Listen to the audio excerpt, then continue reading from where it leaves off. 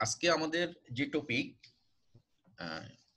অ্যান্ড্রোবঙ্কিয়াল tuberculosis, এটা আসলে খুব আন্ডার এস্টিমেটেড একটা কন্ডিশন, এবং আমরা চিন্তা করি না বলে বা high degree of suspicion maintain করি না বলে এটা আসলে আনডায়াগনোজ থেকে যায়।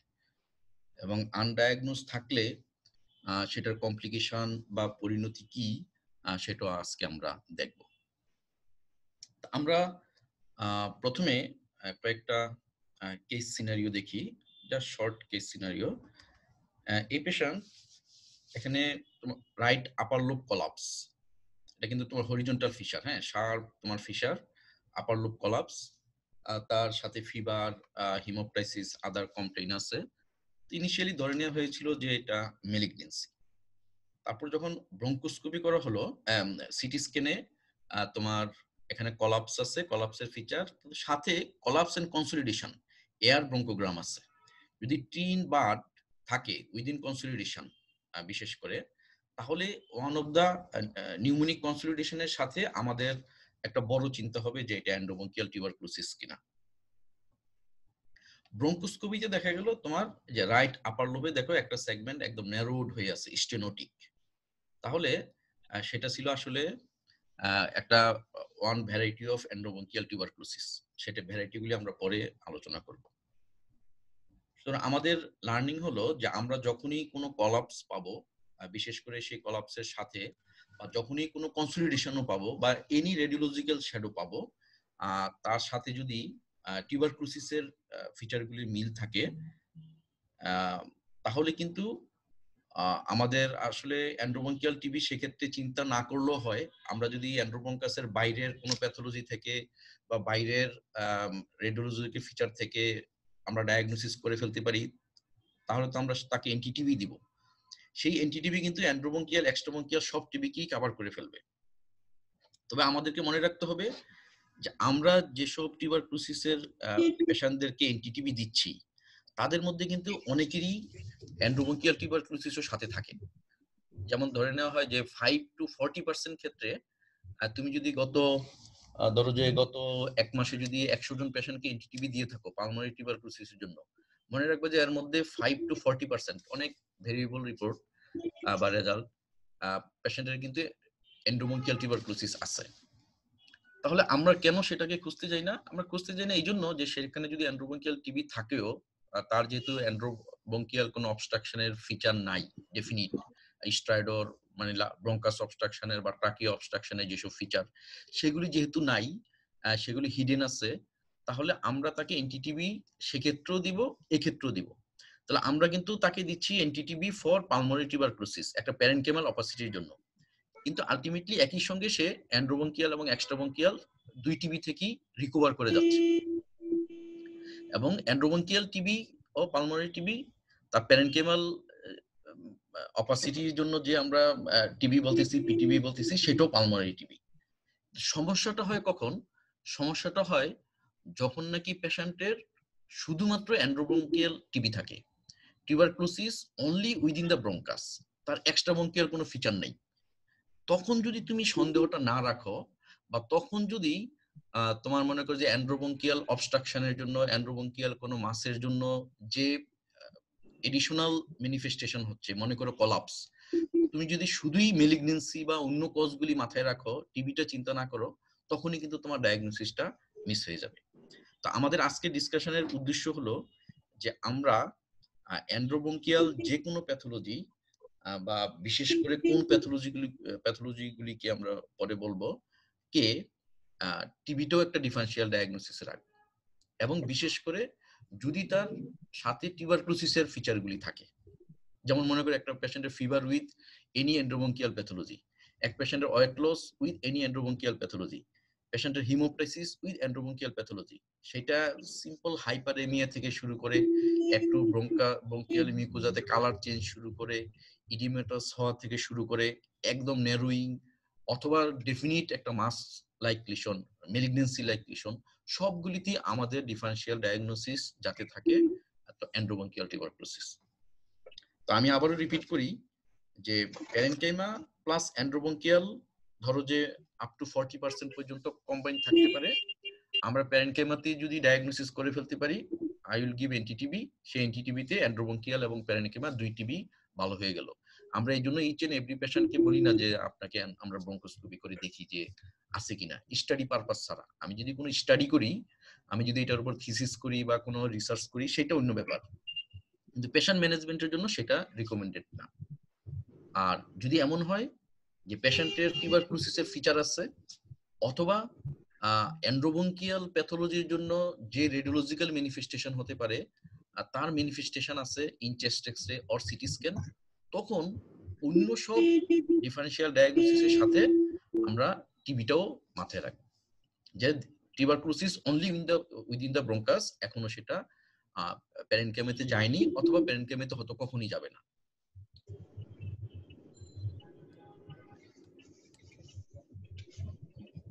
আচ্ছা, সেকেন্ড পেশেন্ট দেখো,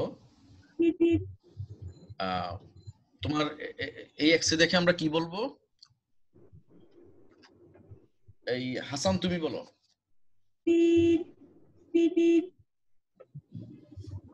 আসসালামু আলাইকুম স্যার।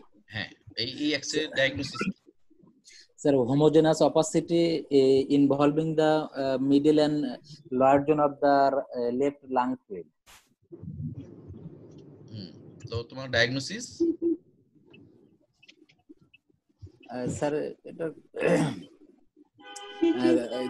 কার্সিনোমা হতে পারে, টিউবারকুলোসিস হতে পারে। না, রেডিওলজিক্যাল সেটা তো ইটিওলজি। তোমার এক্সরে ডায়াগনোসিস কি? Sir right side left sided consolidation. Consolidation না, ট্রাকিয়া শিফট আছে তো, এটা কনসলিডেশন। হ্যাঁ, এই যে ট্রাকিয়া শিফট, তারপরে নাই দেখো collapse sir, left sided collapse. Collapse হবে, হ্যাঁ কোলাপস, এটা ডেফিনেটলি তোমায় কোলাপস বলতে হবে। তুমি কনসলিডেশন বলবা না, কারণ যে ট্রাকিয়া দেখো, ট্রাকিয়া শিফটেড, এখানে তো হার্ট বলতেই নাই, পুরো ভার্টিব্রা তোমার ক্লিয়ার, তাই না? এখানে হার্ট শিফটেড, টোটাল মেডিসিনাম তোমার শিফট হয়ে গেছে, সুতরাং এটা কোলাপস, লেফট সাইডেড কোলাপস। আচ্ছা, আমাদের তানভীর আর শাহিন কি নাই? জি স্যার আছে স্যার, আমি আছি স্যার। আচ্ছা ঠিক আছে, তানভীর আছে? তানভীর না স্যার, দেখছি না। তাহলে এই পেশেন্ট কোলাপস নিয়ে আসলো আমাদের কাছে, তাহলে আমরা কিন্তু সবসময় এরকম একটা কোলাপস পেলে আমাদের মাথায় প্রথমেই ঘুরপাক করে যে এটা মাস লিশন হবে, অ্যান্ড্রোবঙ্কিয়াল ম্যালিগন্যান্সি, অ্যান্ড্রোবঙ্কিয়াল লিশন হবে। তারপরে আর কি কি কারণে কোলাপস হয় তোমরা সেটা জানো, আমরা কিছুদিন আগে তোমাদের জিজ্ঞেস করেছিলাম, সেটা তোমরা পারছো। এখন ব্রঙ্কোস্কোপি করে দেখা গেল যে তোমার এখানে অবশ্য অন্যরকম ফিচার পাওয়া গেছে। তোমার আপ টু দিস এই পর্যন্ত আমরা কিন্তু মোস্ট অফ দ্য কেসই চিন্তা করবো কি যে এটা বোধহয় ম্যালিগন্যান্সি, এখানে অ্যান্ড্রোবঙ্কিয়াল কোনো মাস লিশন হবে। তারপর দেখো সিটি স্ক্যান করা হলো, সিটি স্ক্যানে কি আছে? সিটি স্ক্যানে ফেজ, অ্যাডভান্স ফেজ থেকে একজন বলো। অ্যাডভান্সড ফেজ মানে phase B and C. CT স্ক্যানে এখানে দেখো যে মেডিসিনাম টোটালি লেফটে চলে গেছে না, শিফট হয়ে গেছে না? হ্যাঁ, দিস ইজ ট্রাকিয়া। এই ট্রাকিয়াটা কি লেফট সাইডে থাকার কথা ছিল? ট্রাকিয়াটা থাকার কথা ছিল এখানে। এই ট্রাকিয়া তোমার লেফটে চলে আসছে, তারপর তোমার দিস ইজ কোলাপস, ট্রাকিয়া, তারপর লার্জ ভেসেল, এগুলি সব কিছু তোমার লেফটে, তার মানে মেডিসিনাল শিফটেড টু লেফট, এবং দিস ইজ কোলাপস। তো চেস্ট এক্স-রে তো তোমার ফিচার অফ কোলাপস, এবং সিটি চেস্টও তোমার ফিচার অফ কোলাপস। এবং ওই এই এক্স-রে আগের এক্স-রে ছিল তোমার এরকম, তুমি ধরো যে জানতা না যে এই এক্স-রেটা পেশেন্টের এরকম ছিল, বা আগের কোন এক্স-রে ছিল। এই এক্স-রেতে কিন্তু একটি টিউবারকুলোসিস লাইক ফিচার আছে। এক্স-রে দেখে কিন্তু আমরা চিন্তা করতে পারি যে এটা মোস্ট লাইকলি টিউবারকুলোসিস। পেশেন্টের যদি এমন হয় যে ফিভার আছে, হিমোপ্টাইসিস আছে, টিউবারকুলোসিসের ফিচার আছে, ওয়েট লস আছে, বা ইএসআর হাই, তো যে কোনো কারণেই হোক পেশেন্টের এনটিটিভি দিতে তোমার কি বলা যায় লেট হয়েছে, বা ডায়াগনোসিস করতে তোমার বিলম্ব হয়েছে, ultimately patient develop such type of chest X-ray, একদম ফুল কোলাপস। ইনিশিয়ালি কিন্তু তোমার কোলাপস ছিল না, তারপর সিটি স্ক্যানে কোলাপস। স্টিল কিন্তু আমরা জানি না যে ব্রঙ্কোস্কোপিতে আমরা কি পাবো। ব্রঙ্কোস্কোপিতে পাওয়া গেল কি? পাওয়া গেল ব্রঙ্কোস্কোপিতে? বলো একজন, ফেজ বি থেকে একজন বলো। Anyone? Tracheal stenosis left sided. Yeah, principal The bronchus. opening narrow. হ্যাঁ Principal bronchus টা sir left sided principal bronchus stenosis মনে হচ্ছে স্যার কোন প্রিন্সিপাল ব্রঙ্কাস? উত্তরের principal left principal bronchus sir হ্যাঁ, এরকম উত্তর দক্ষিণ বলতে হবে তো। লেফট প্রিন্সিপাল ব্রঙ্কাস, জি তাই না? আচ্ছা, জি এটা দেখো, এটা কেরিনা, এটা right principal bronchus. Right principal ব্রঙ্কাসের ডায়ামিটার আর লেফট প্রিন্সিপাল ব্রঙ্কাসের ডায়ামিটার কি সেম? সেম না, না স্যার রাইট সাইডে অনেক বেশি লেফট সাইড থেকে লেফট সাইড থেকে। তো এইরকম একটা ন্যারো যদি পাই, এখানে কিন্তু ডেফিনিট কোনো আরো ভিতরে হয়তো কোনো কিছু থাকতে পারে, মাস লিশনও থাকতে পারে, সেই মাস লিশনটা টিবির জন্য হতে পারে, কিন্তু আমি যতদূর দেখতে পাচ্ছি সপ্তর দেওয়া হয় নাই, এটা হলো তোমার স্টেনোটিক ভ্যারাইটি, মানে চিকন হয়ে গেছে। তাহলে তোমার এই যে এইরকম স্টেনোটিক কোনো ফিচার যদি পাও, বিশেষ করে অ্যাডভান্সড ফেজ যারা আছো, তোমরা প্রথমেই চিন্তা করবা যে এটা টিউবারকুলোসিস হওয়ার সম্ভাবনা খুব বেশি। মেলিগনেন্সিতে তুমি কোনো না কিছু কোনো লিশন পাবা, একদম কোনো কিছুই নাই। Apparently there is no bulging, there is no mass, there is no papilloma like lesion, কোনো অপাসিটি, অন্য কোনো প্যাথোলজি নাই, বাট এভাবে ন্যারো হয়ে আছে, এটা মেলিগনেন্সিতে সম্ভব না। এরকম সবাইকে একটু মিউট করবে, ওই যে গাড়ির শব্দ আসতেছে, খুব হর্নের শব্দ, মনে হয় কেউ আনমিউট করা আছে। হ্যাঁ, তোমরা সবাই মিউট করে ফেলো।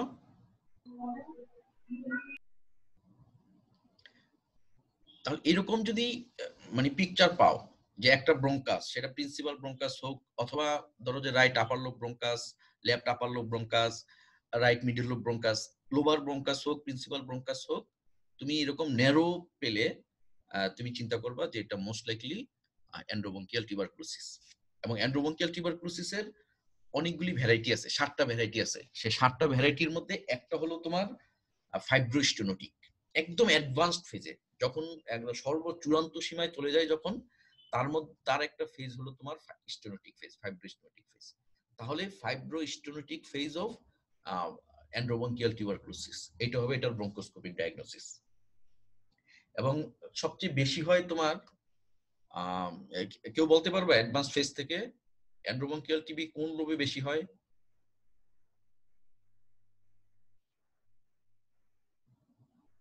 স্যার রাইট মিডল লোব, হ্যাঁ sir right upper lobe, sir right upper lobe, upper lobe. হ্যাঁ মামুন বলতেছো, হ্যাঁ রাইট আপার লোবে বেশি হয়। আর তারপরে আর কোথায় বেশি হয়? রাইট মিডল, আরটা sir right middle lobe sir. হ্যাঁ, রাইট মিডল লোবে হয়, তবে আগে আপার লোবে বেশি হয়। Right upper lobe, left upper lobe, right এবং লেফটের মধ্যে রাইটই বেশি, তাহলে আপার লোব গুলিতে বেশি হবে সবচেয়ে বেশি, এবং আপার লোব গুলির পরে তারপরে বেশি হবে তোমার রাইট মিডল লোবে। তবে যে কোনো লোবই হতে পারে, নো লোব ইজ ইমিউন। তাহলে right upper lobe, left upper lobe, আর রাইট মিডল লোব। তবে আমি নিজেই ভুল করে ফেলছি, রাইট আপার লোব বলার আগে তোমাকে বলতে হবে মেইন প্রিন্সিপাল ব্রঙ্কাস। সবচেয়ে বেশি হবে তোমার মেইন ব্রঙ্কাসে 1 নম্বরে, তারপরে হবে লোবার ব্রঙ্কাসে। সে লোবার ব্রঙ্কাসের মধ্যে 1 নম্বর হলো রাইট আপার লোব, তারপরে হলো লেফট আপার লোব, তারপরে হলো রাইট মিডল লোব।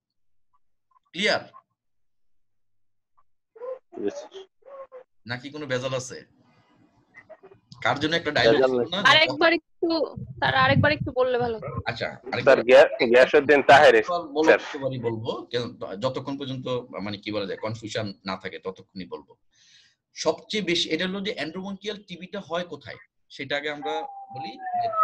ট্রাকিয়া এবং ব্রঙ্কাস, ট্রাকিয়া এবং এন্ডোব্রঙ্কিয়াল ট্রি। ট্রাকিয়াতে যদি হয় তাও কিন্তু সেটা এন্ডোব্রঙ্কিয়াল টিবির অংশ, যদিও নামটা তোমার ব্রঙ্কিয়াল। তো সবচেয়ে বেশি হবে রাইট এবং লেফট প্রিন্সিপাল ব্রঙ্কাসে, ততক্ষণ পর্যন্ত মানে লোবে আমরা যাইনি। তাহলে মেইন ব্রঙ্কাসে হবে প্রথমে সবচেয়ে বেশি, তারপরে হবে লোবার ব্রঙ্কাসে। সেই লোবার ব্রঙ্কাসের মধ্যে বেশি হবে আপার লোব ব্রঙ্কাস গুলিতে। আপার লোব ব্রঙ্কাস মানে right upper lobe bronchus, left upper lobe bronchus, এবং রাইট এবং লেফট আপার লোব ব্রঙ্কাসের পরে হলো রাইট মিডল লোব ব্রঙ্কাস, তারপরে হলো লোয়ার লোব ব্রঙ্কাস বাকি থাকলো, সব শেষ হলো লোয়ার লোব ব্রঙ্কাস। ক্লিয়ার? জি স্যার। হ্যাঁ, তাহলে main bronchus, right left principal bronchus বা মেইন ব্রঙ্কাস সবচেয়ে বেশি হবে, তারপরে রাইট আপার এবং লেফট আপার লোবে বেশি হবে, তারপরে রাইট মিডল লোবে বেশি হবে, সব শেষে হলো লোয়ার লোবগুলিতে। তো এটা হলো যে আমরা যে 7টা ভ্যারাইটি একটু পরে আমরা দেখব, তার মধ্যে একটা হলো যে স্টোনোটিক টাইপ, ফাইব্রোস্টোনোটিক, এই তোমার ন্যারো হয়ে আছে কিন্তু আন্ডারলাইং কোনো মেলিগনেন্সি, কোনো এটাকে ন্যারো করার মতো কোনো প্যাথোলজি তুমি পাচ্ছ না। আর যদি এমন হয় যেটা ন্যারো হয়ে আছে এবং এটা শেষ মাথা দেখা যাচ্ছে, মানে একটা পাউচ লাইক এরকম ন্যারো, কিন্তু একটা দেখা যাচ্ছে একটা মেমব্রেনের মতো হচ্ছে, ভিতরে আর একটা ন্যারো হলো ব্রঙ্কোস্কোপ যাবে না, কিন্তু তুমি দেখতেছো যে এটা একদম 100% একটা পর্দা দিয়ে ঢেকে আছে মনে হচ্ছে, সেটা তখন কি হতে পারে? এরকমই অ্যাপিয়ারেন্স। তোমরা কিন্তু দেখছো ব্রঙ্কোস্কোপি রুমে দেখছো এরকম ন্যারোর পরে একটু দূরে গিয়ে দেখলা যে ওইখানে আরেকটা মেমব্রেনের মতো একটা ওয়েব দিয়ে মানে কমপ্লিটলি এটা ব্লক হয়ে আছে, যেখান দিয়ে তুমি ব্রঙ্কোস্কোপ পাস করা তুমি নিজেই আর চিন্তাই করবে না, যেটা তো ব্লক দেখাই যাচ্ছে। পাকিয়াল ট্যাগ বলে একটা আছে, এটা কি না, কি হতে পারে? কনজেনিটাল একটা কন্ডিশন, কনজেনিটাল কন্ডিশন। হ্যাঁ, অ্যাট্রেসিয়া। অ্যাট্রেসিয়া, এত কাছাকাছি চলে গেছো। এজিনিসিস বলে, এজিনিসিস তোমার ওই লাংটার জন্ম থেকেই নেই, সেটা পুরা লাং যদি হয় তাহলে এজিনিসিস হতে পারে, আবার লোয়ার এজিনিসিস হতে পারে, ধরো যে রাইট আপার লোবটা নাই বা লেফট আপার লোবটা নাই, সেটা হতে পারে। এখন যদি এরকম হয় যে আমরা তো দূরে দেখতেছি না যে এখানে আর কোনো, এখানে যেমন মনে করো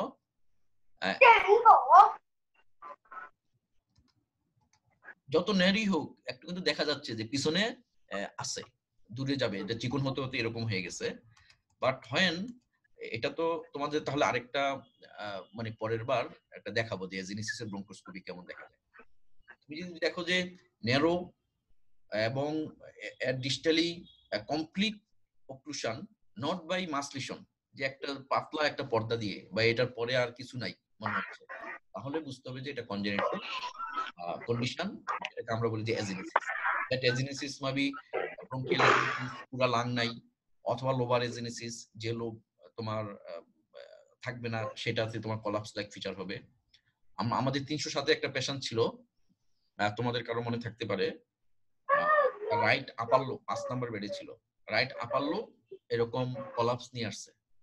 পেশেন্টের সে অলরেডি কোথাও গেছে, এনটিটিভি শুরু হয়ে গেছে, কিন্তু আমরা ব্রঙ্কোস্কোপি করে দেখলাম যে আসলে সেটা এজিনিসিস, দ্যাট ইজ লোবার এজিনিসিস। আরেকজন চিটাগাং থেকে আসছিল, মেডিকেল স্টুডেন্ট, সে কি এক চেকআপের জন্য পাসপোর্ট না কিসের জন্য এক্সরে করতে গেছে, পাসপোর্টে তো এক্সরে লাগে না, কোন এক চেকআপের জন্য এক্সরে করতে গেল, এক্সরে করতে গিয়ে দেখে যে তার এক সাইড পুরা তোমার হোয়াইট, এবং যে সে তখন থার্ড ইয়ারে পড়ে, এই সারা জীবনে সে আর আগে কখনো এক্সরে করেনি, টেস্ট এক্সরে, আর কোনো সিম্পটমও নাই, কমপ্লেইনও নাই। এটা দেখার পর আমরা ব্রঙ্কোস্কোপি করে দেখলাম যে এজিনিসিস। তার মানে একটা এজিনিসিস পেশেন্ট অ্যাসিম্পটোমেটিক অবস্থায় থাকতে পারে, অন্য লাং দিয়ে সে চলতেছিল, তারপর আস্তে আস্তে বাড়বে বা বয়স বাড়বে তখন হয়তো। তো যাই হোক, আমরা এজিনিসিস দিকে যাচ্ছি না, আমাদের আজকের টপিক হলো এন্ডোব্রঙ্কিয়াল টিউবারকুলোসিস।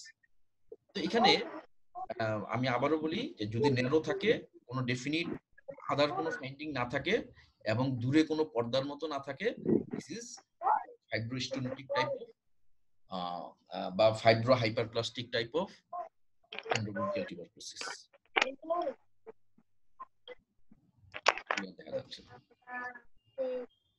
এখানে প্যাথোলজি কোথায় আছে বলো তো চেস্ট এক্সরেতে?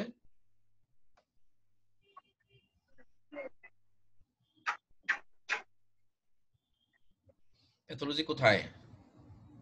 বা আচ্ছা, ল্যাটারাল ভিউতে প্যাথোলজি কোথায়? অ্যাডভান্সড ফেজ থেকে বলো, এটা বলতে হবে।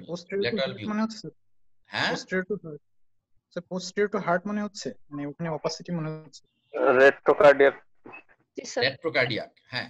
এই দেখো রেট্রোস্টার্নাল তোমার এয়ার স্পেস আছে, রেট্রোকার্ডিয়াক তো এরকম থাকার কথা ছিল না, রেট্রোকার্ডিয়াক কিন্তু সেই স্পেস এয়ার স্পেস নাই, মানে জি স্যার হোয়াইট।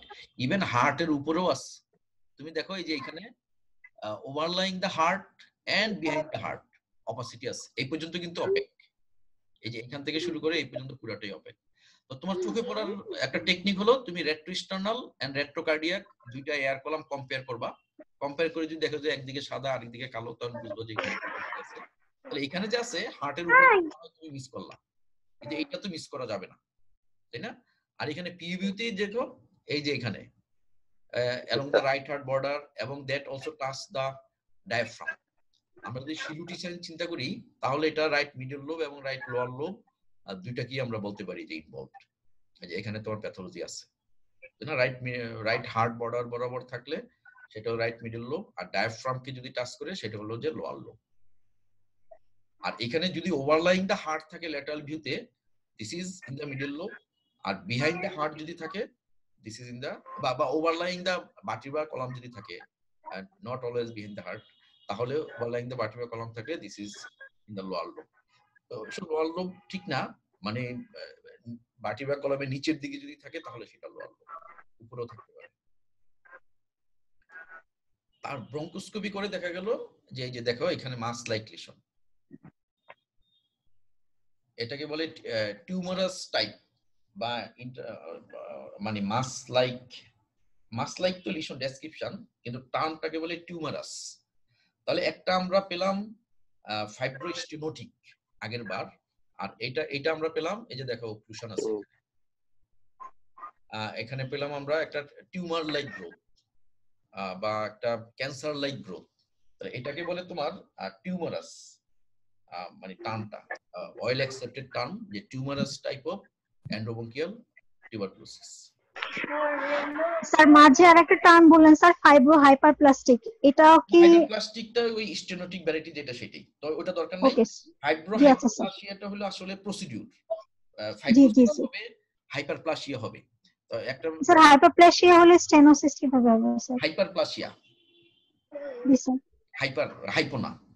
তো তুমি যখন টিউবারকুলোসিসটাকে একটা গ্রানুলোমাটাস লিশনকে তুমি ট্রিটমেন্ট করতেছো না, তাহলে এটা কি করবে আস্তে আস্তে আস্তে ফাইব্রোসিস হবে, তারপর ওই এরিয়াটা হাইপারপ্লাসিয়া হবে, হাইপারপ্লাসিয়া এবং ফাইব্রোসিস দুইটা মিলে কি করবে ওই লুমেনটাকে তোমার অক্লুড করে দিবে।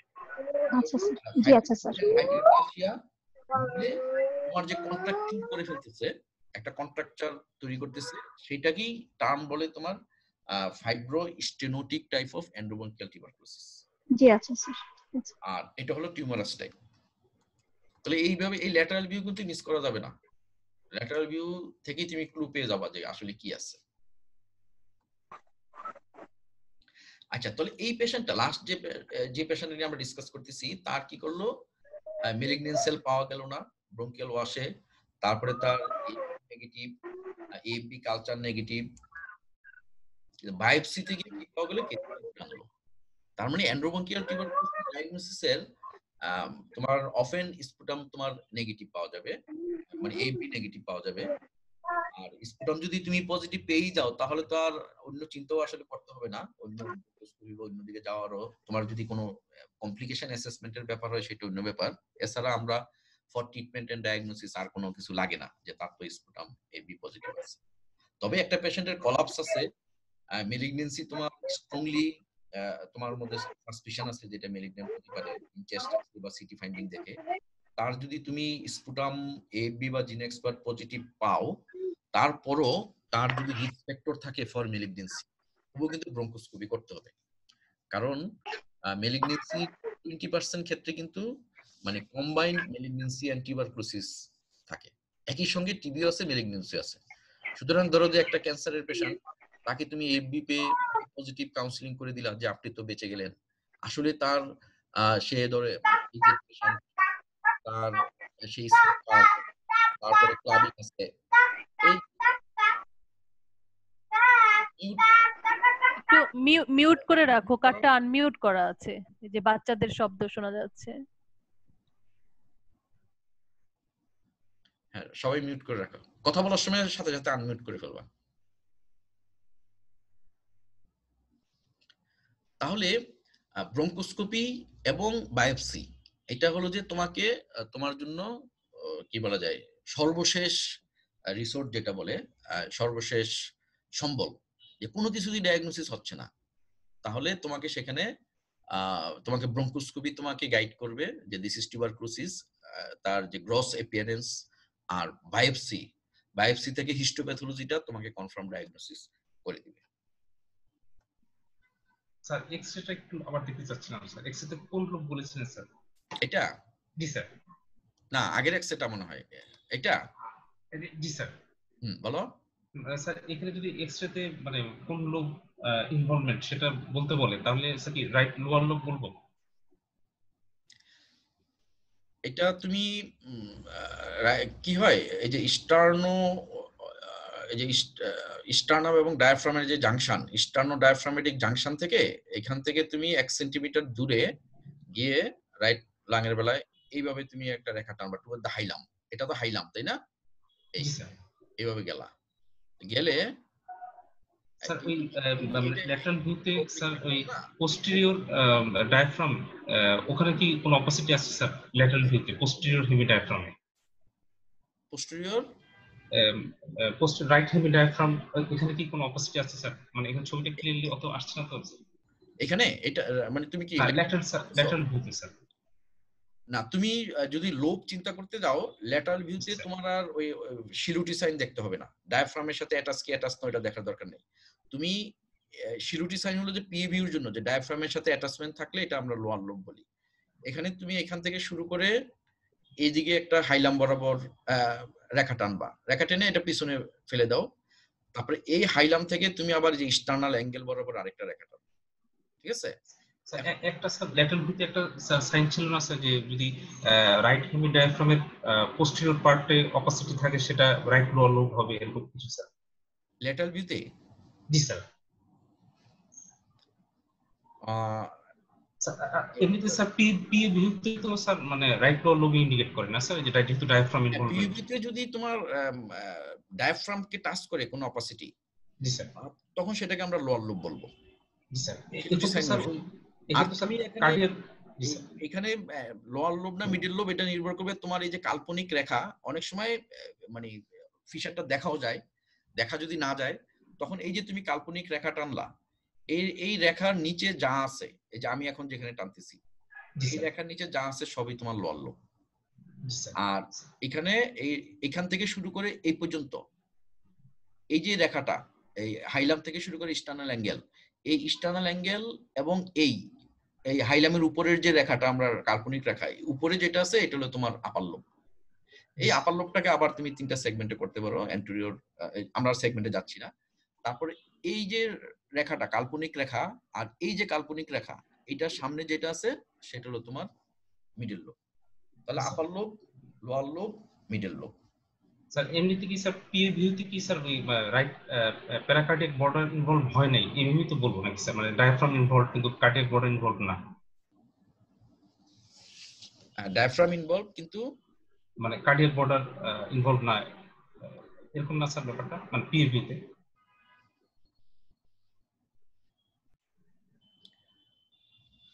আমরা তাহলে যাই,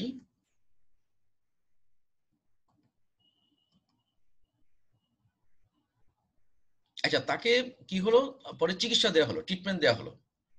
ট্রিটমেন্ট পোর্শনের স্লাইডটা নাই। ট্রিটমেন্ট দেওয়ার পরে সেম পেশেন্ট, এখন ইমপ্রুভমেন্ট পাচ্ছ?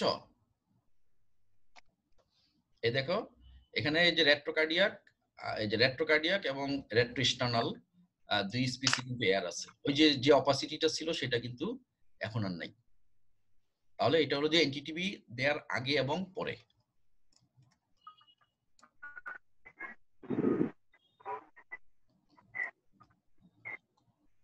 আমরা তাহলে একটু ডিসকাস করি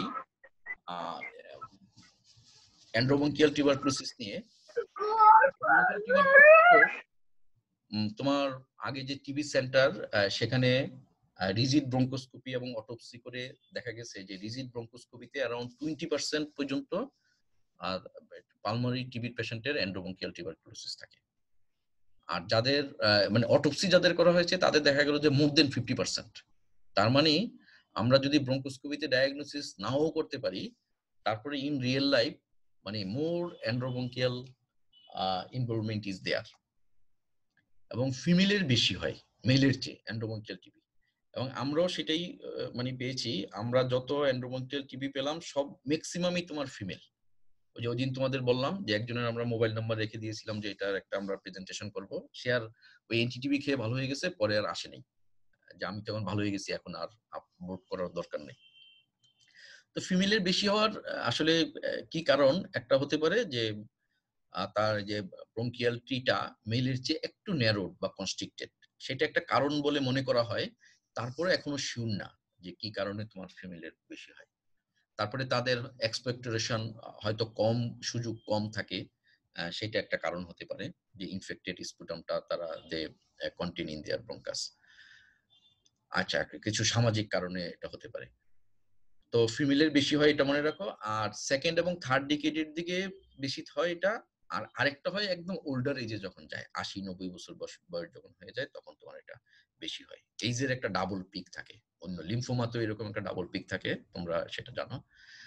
আচ্ছা, তাহলে ক্লিনিক্যাল ফিচার আমরা পাবো কিছু টিউবারকুলোসিসের জন্য আর টিউবারকুলোসিসের কমপ্লিকেশনের জন্য, for TB itself or for complication.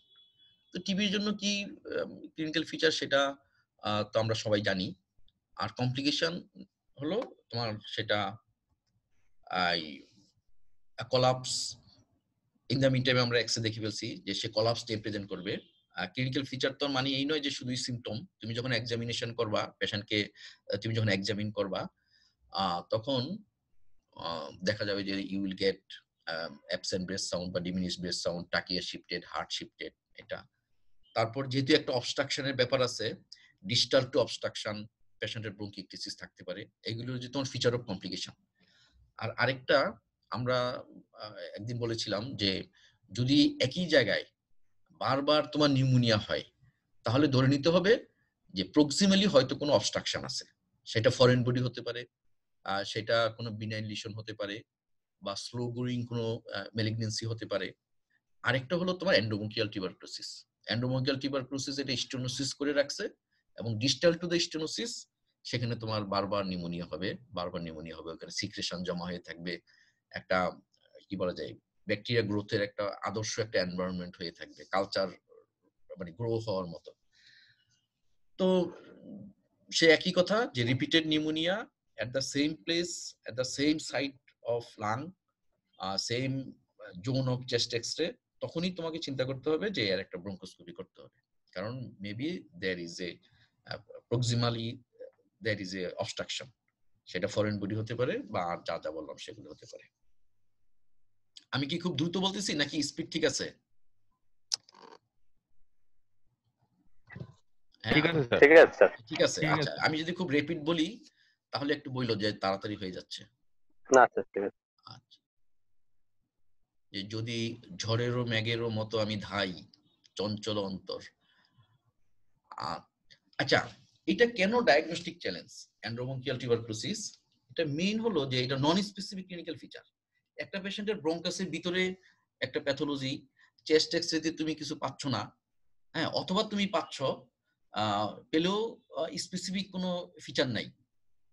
ধর কলাপস তো কত কারণেই হতে পারে, তো তুমি প্রথমেই এন্ডোবঙ্কিয়াল টিবি চিন্তা করাটা তো কঠিন। তাহলে সেই জন্যই আমরা বলতেছি যে ক্লিনিক্যাল ফিচার যদি সাপোর্ট করে তাহলে যে রেডিওলজিক্যাল ফিচারগুলি তোমাদের দেখালাম সেক্ষেত্রেও তুমি চিন্তা করবা বা সাসপেক্ট করবা যে এটা টিউবারকুলোসিস কিনা। তুমি যদি চিন্তা না করো তাহলে কখনোই সেটা ডায়াগনোসিস হবে না। Always malignancy, always external extensive compression, always মানে কি বলা যায় আদার প্যাথোলজি চিন্তা করি আমরা এন্ডোবঙ্কিয়াল প্যাথোলজির বেলায়, এবং সেই জন্য হয় কি এন্ডোবঙ্কিয়াল টিউবারকুলোসিস গুলি মিস হয়ে যায়। বা ধরো রেডিওলজিক্যাল কোলাপস, সেক্ষেত্রে অলওয়েজ আমরা অন্য কিছুই চিন্তা করি, এন্ডোবঙ্কিয়াল টিবিটা আর চিন্তা করি না, যদিও পেশেন্টের টিবি লাইক ফিচার আছে, জ্বর আছে, হিমোপ্টাইসিস আছে, ওয়েট লস আছে, আবার নাও থাকতে পারে, এত টিপিক্যাল নাও থাকতে পারে, হয়তো মাইল্ড সিমটম আছে, তবুও তোমাকে চিন্তা করতে হবে। তো যেহেতু নন স্পেসিফিক ক্লিনিক্যাল ফিচার সেহেতু এটা ডায়াগনোসিসটা একটু কঠিন। এই জন্যই যখনই নন স্পেসিফিক হবে সেখানেই তোমাকে সন্দেহটা জায়গায় রাখতে হবে, high degree of suspicion maintain করতে হবে। আর আরেকটা প্রবলেম হলো যে চেস্ট এক্স-রে নরমাল থাকতে পারে, অ্যাবনরমালও থাকতে পারে, তাই না? এবং তোমাদের প্রায়ই একটা কোশ্চেন আসে রিটেনে যে normal chest X-ray with hemoptysis, cough with normal chest X-ray. তুমি যখন এটার অ্যান্সার লিখবা তার মধ্যে অন্য সবগুলোর সাথে এন্ডোমেন্টিয়াল টিউবারকুলোসিস রেখা, যে যখন নর্মাল চেস্ট এক্সরে উইথ হিমোপ্টাইসিস বা হিমোপ্টাইসিস উইথ নর্মাল চেস্ট এক্সরে, সেক্ষেত্রে আমরা কি বলি যে মাইল্ড ব্রঙ্কিটিসিস এখনো এক্সরেতে আসে নাই, বা নর্মাল লাং ফিল মাইক্টাল স্টেনোসিস, অথবা এন্ডোব্রঙ্কিয়াল মেলিগনেন্সি যেটা এখনো কলাপস করে নাই, অথবা কোনো ব্লিডিং ডিসঅর্ডার, বা সে কোনো অ্যান্টিকোয়াগুলেন্ট ড্রাগ পাচ্ছে, সেক্ষেত্রে তোমার নর্মাল চেস্ট এক্সরে থাকবে। কিন্তু যেটা বলি না সেটা হলো টিউবারকুলোসিস। সেটাও তোমাদেরকে আজকে থেকে বলতে হবে যে এন্ডোব্রঙ্কিয়াল টিউবারকুলোসিস, সেটাও ব্রঙ্কাসের ভিতরে টিবি হয়ে আছে, হিমোপ্টাইসিস হচ্ছে, কিন্তু এক্সরেতে কোনো ফিচার নেই। এক্সরেতে ফিচার একসময় আসবে যখন এটা ওই যে মানে ফাইব্রোস্টোনিক ভ্যারাইটিতে যখন চলে যাবে, যখন তোমার যে টিউমারাস গ্রোথ লাইক ফিচার ডেভেলপ করবে তখন তোমার আসবে, তার আগ পর্যন্ত এক্সরেতে কোনো কিছু আসবে না। তারপর এটা খুব ধীরে ধীরে নিজের অজান্তেই তোমার এটা ডেভেলপ করবে, বা একিউট ম্যানিফেস্টেশন হতে পারে। হুট করেই দেখা গেল যে তার মানে কলাপস হয়ে গেল, হুট করেই শ্বাসকষ্ট, ব্রেথলেসনেস। হ্যাঁ, তো সেই জন্য একিউট প্রেজেন্টেশন হলো তোমার মধ্যে একটা মানে দ্বিধাদ্বন্দ্ব থাকবে যে এত রেপিড অনসেট কিভাবে এটা টিবি বলি। হ্যাঁ, আবার এত স্লোলি এত সাইলেন্টলি এটা গ্রো করতে থাকবে, তখনও তোমার এটা চোখ এড়ায় যাবে যে এটা যে একটা আন্ডারলাইং একটা টিউবারকুলোসিস ছিল। সেই জন্য বলা হয়, আর যখন তুমি ব্রঙ্কোস্কোপি করে ফেললা, ব্রঙ্কোস্কোপি করার পর যদি কোনো এন্ডোব্রঙ্কিয়াল প্যাথোলজি পাও, আর ওই পেশেন্টের সাথে যদি ফিভার অথবা আদার টিবি লাইক ফিচার থাকে, তখন তুমি ওয়ান অফ দা তোমার কনসিডারেশন থাকবে যে এটা endobronchial tuberculosis, fever with endobronchial lesion with fever, endobronchial lesion with weight loss, অথবা এন্ডোব্রঙ্কিয়াল লিশন উইথ হিমোপ্টাইসিস। সব ক্ষেত্রে আমরা মেলিগনেন্সিটাই মাথায় রাখি, এন্ডোব্রঙ্কিয়াল টিবিটাও এখন আমাদেরকে মাথায় রাখতে হবে।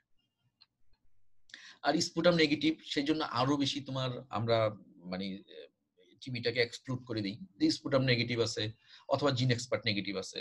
কিন্তু যে পেশেন্টের জিন এক্সপার্ট নেগেটিভ তার কিন্তু বল পজিটিভ হতে পারে, বল হলো মোর সেন্সিটিভ দেন স্পুটাম টেস্ট। তাহলে কোনো কোনো কন্ডিশন আমরা কিন্তু রিয়েল লাইফে পাচ্ছি যে তার sputum negative, GeneXpert negative, এক্সেতে একটা অপাসিটি আছে, ফিচারগুলি তোমার এগুলি সব ছবি তোলা আছে আমার কাছে, আমি যদি সময় পাই এগুলি বের করে তোমাদেরকে দেখাবো। আজকে দেখাতে চাইছিলাম কিন্তু আমি খুঁজে পাচ্ছিলাম না। তো তারপরে যখন আমরা ব্রঙ্কোস্কোপি করলাম, ব্রঙ্কোস্কোপিও তেমন কিছু নাই, একটু হাইপারেমিক এরিয়া, ওইখান থেকে বল নিলাম, বল নিয়ে দেখা গেল যে জিন এক্সপার্ট পজিটিভ। আচ্ছা, তারপরে এন্ডোব্রঙ্কিয়াল এনটিটিভি দেওয়া হলো, এই পেশেন্ট যখন ফলো আপে আসলো, ফলো আপ এক্সে দেখা গেল ওই অপাসিটি নেই এবং পেশেন্টের হিমোপ্টাইসিসও নাই, ওর কমপ্লেনও নাই।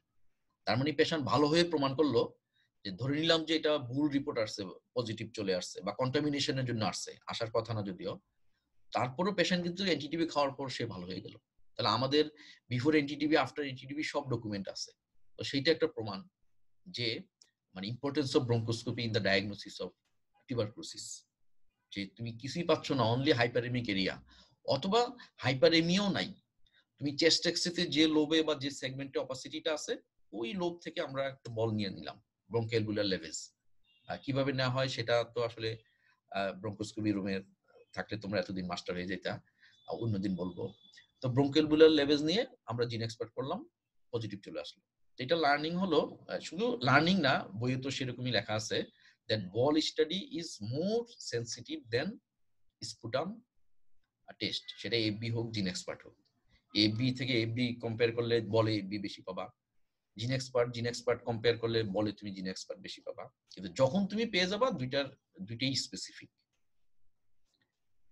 আচ্ছা, সেই জন্য কি হচ্ছে যে তুমি যখনই চিন্তা করবা যে একটা আনএক্সপ্লেইন ব্যাপার, অথবা তার এন্ডোব্রঙ্কিয়াল কোনো প্যাথোলজি আছে অথবা নাই, রেডিওলজি তোমাকে সাজেশন দিচ্ছে অথবা দিচ্ছে না, যা কিছুই করুক, তোমার মধ্যে যখন সন্দেহ থাকবে যে এটা এন্ডোব্রঙ্কিয়াল কোনো প্যাথোলজি থাকতে পারে, তখনই কিন্তু তাকে ব্রঙ্কোস্কোপি করতে দিবা বা ব্রঙ্কোস্কোপি করবা। সুতরাং একটা পেশেন্ট যদি আনএক্সপ্লেইন কাফ নিয়ে আসে, এটি সামারি, আনএক্সপ্লেইন হিমোপ্টাইসিস নিয়ে আসে, unexplained even asthma like feature নিয়ে আসে, হুইজ নিয়ে আসে, তোমাকে কিন্তু ব্রঙ্কোস্কোপি করতে হবে। এই যে অনেক পেশেন্ট কিন্তু ওই যে অবস্ট্রাকশন, যে ব্রঙ্কোস্কোপি এগুলি তোমাদের দেখালাম, পেশেন্ট দেখবা যে ওরা জাস্ট একটা রেসপিরেটরি সাউন্ড নিয়ে আসতেছে তোমার কাছে, হুইজ হচ্ছে, বা ইভেন তুমি রংকাই পাচ্ছ। তবে সেটা মজার ব্যাপার হলো যে ওভার সব লাঙে পাবা না, ওটা লোকালাইজ থাকবে। তো লোকালাইজ রংকাইয়ের একটা কারণ হলো, একটা কজ হলো যে কোনো obstruction, that obstruction may be due to malignancy, এবং আমরা ধরে নিই লোকালাইজ রংকাই হলে যে ম্যালিগন্যান্সি। কিন্তু এখন থেকে আমরা আদার যে কোনো অবস্ট্রাকশন কি ধরে নিব, তার মধ্যে একটা হলো যে এন্ড্রোবঙ্কিয়াল আর টিউবারকুলোসিস। এবং অনেক পেশেন্টের সিম্পটম কিন্তু একদম জাস্ট লাইক এজমা, কিন্তু আসলে তার endobronchial obstruction, patient has no asthma. এবং তোমাদেরকে যে অ্যাডভান্সড ফেজকে পড়া দিছিলাম যে ভোকাল কর্ড ডিসফাংশন সিনড্রোম, মানে তুমি ওই ব্রঙ্কোস্কোপির আগে সেটা ডায়াগনোসিস করতে পারবা না। Patient will get all the inhalers, all the bronchodilators, all the steroids, কিন্তু আসলে তার কোনো এজমা নাই।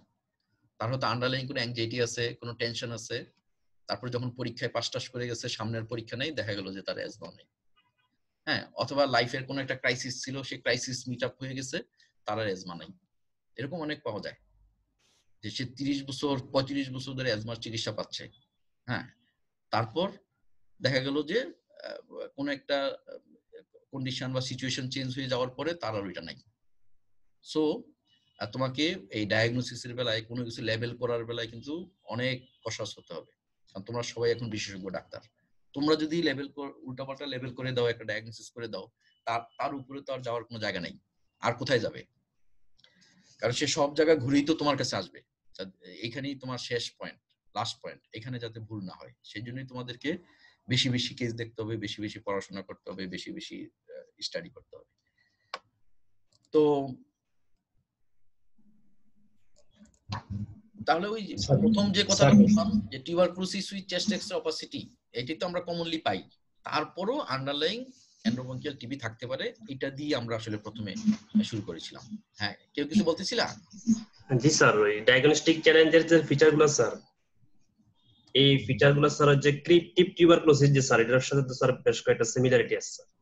স্যার কি ডিফারেন্সিয়েটিং পয়েন্ট আছে বা আমরা কি সেম ভাবে চিন্তা করতে? হ্যাঁ, ক্রিপ্টিক টিবিতে তোমার চেস্ট এক্স নরমাল থাকে ইউজুয়ালি, কিন্তু সেই ক্ষেত্রে তোমার এইজ একটা ফ্যাক্টর। হ্যাঁ, এইজ ফ্যাক্টর, জি স্যার। সেই ক্ষেত্রে তোমার এই যে হেমাটোলজিক্যাল ফাইন্ডিং একটা ফ্যাক্টর, প্যানসাইটোপেনিয়া বা আদার ব্যাপারগুলি ফ্যাক্টর। আর সেই ক্ষেত্রে তোমার মোড অফ অনসেটটা ইম্পর্টেন্ট। সবকিছু মিলিয়ে তোমাকে ডায়াগনোসিস করতে হবে। কারণ তোমার ক্রিপ্টিক টিবি তুমি ব্রঙ্কোস্কোপিতে পাঠানোর আগে তার বয়সটা তুমি দেখবা, তার হেমাটোলজিক্যাল ফাইন্ডিং গুলি দেখবা, দেখে তারপরেও যদি তোমার মধ্যে কনফিউশন থাকে, ওকে, সেখানে ব্রঙ্কোস্কোপি করাটা জায়েজ, ওটা না জায়েজ হবে না। কিন্তু মোস্ট অফ দ্য কেস তোমার যদি সেই পয়েন্টগুলি জানা থাকে, ক্রিপ্টিক টিবি ডায়াগনস্টিক পয়েন্টগুলি, দেখবে যে ওইখানেই তোমার ডায়াগনোসিস হয়ে গেছে এবং তুমি বিফোর ডুইং ব্রঙ্কোস্কোপি তুমি তাকে টিবি এমনি দিয়ে দিছো। আমাদের ক্রিপ্টিক টিবি স্পেশালিস্ট হলো জিজারিন। জিজারিন আছো? আসসালামু আলাইকুম স্যার। হ্যাঁ, ওয়ালাইকুম আসসালাম। তোমাকে আমরা ক্রিপ্টিক টিবি স্পেশালিস্ট বানিয়ে দিলাম। মানে আগে তো বলেছিলাম তো, ও মানে এটা খুব ভালো পারছিল আগে। ওকে, তাহলে আমাদের ক্রিপ্টিক টিবি স্পেশালিস্ট না, সব সুপার স্পেশালাইজেশনে চলে যাচ্ছি আমরা।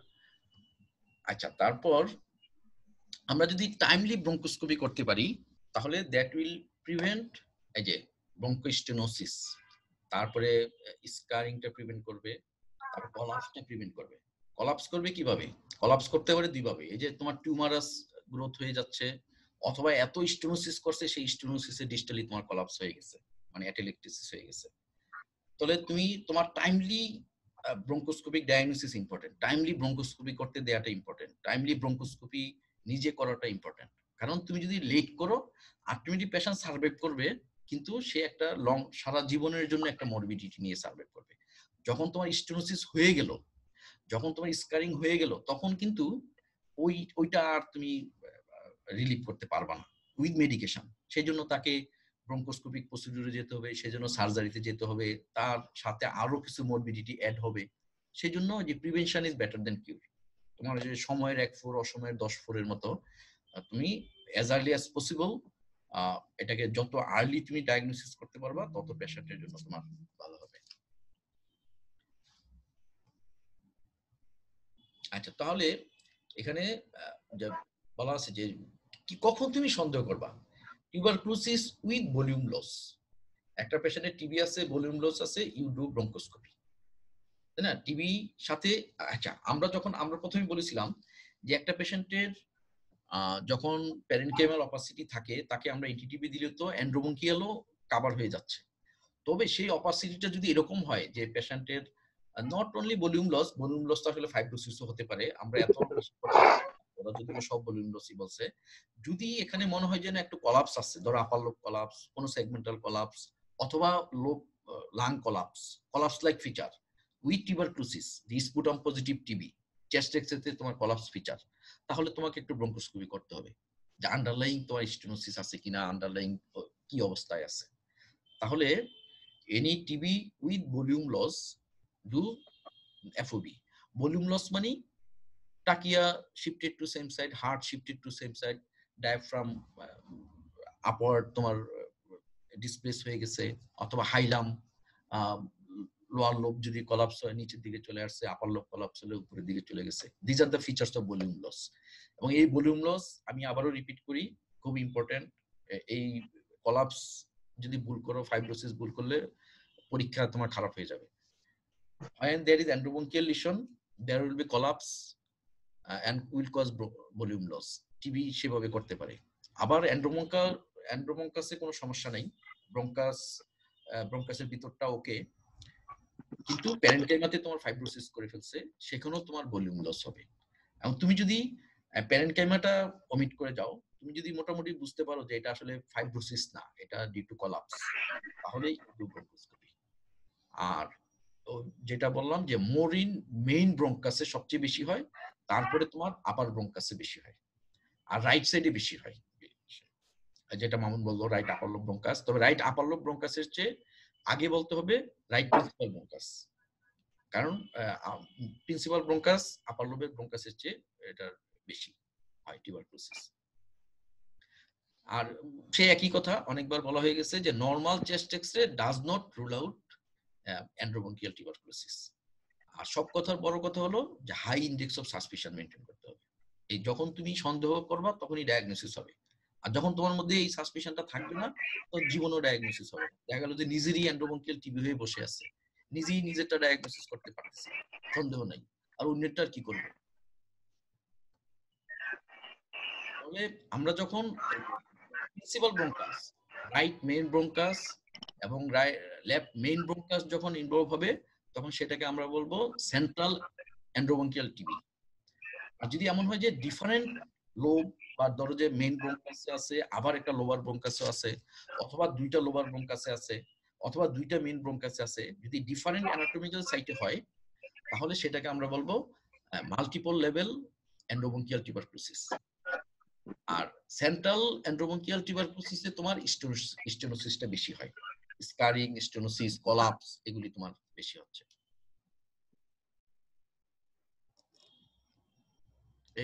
এটা কি ক্লিয়ার?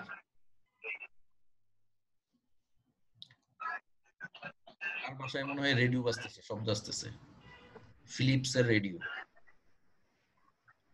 আচ্ছা, কিভাবে হয় এন্ড্রোবঙ্কাসে, কিভাবে যাচ্ছে অর্গানিজমটা? এটা তোমার ডাইরেক্ট এক্সটেনশন হতে পারে, ধরো কাছাকাছি প্যারেনকাইমা আছে, প্যারেনকাইমা থেকে ডাইরেক্ট এক্সটেনশন হতে পারে।